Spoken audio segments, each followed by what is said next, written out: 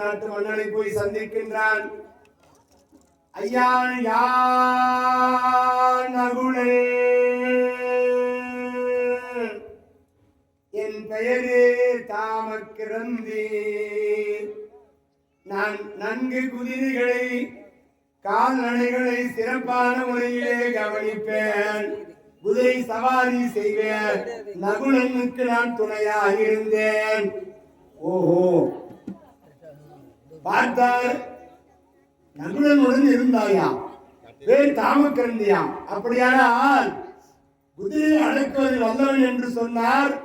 அப்படியானால் வேற நாட்டிலே ஒரு வெள்ளை குதிரை இருக்கிறது, அந்த குதிரையை அடக்கினால் நீ சாமர்த்தியசாலி என்று நான் புரிந்து கொள்கிறேன். யாரால அடக்க முடியாத வெள்ள குதிரை அந்த வேற நாட்டிலே நகுலன் அடக்கினாராம். அது மேல் நின்று அந்த அண்ணனை வணங்குகிற நேரத்தில் இந்த பரிசு பொருளை கொடுக்கிறாராம் ராமண்ண. அந்த பரிசை அலட்சியமா வாங்கி கீழே போட்டானா. இப்ப தர்மராஜா பார்த்தா இவன் முதல் நாளே மாட்டி விட்டுருவோம் பொழுது, ஐயா அந்த குதிரை மேலிருந்து வாங்குவது அவனுக்கு பழக்கம் கிடையாது.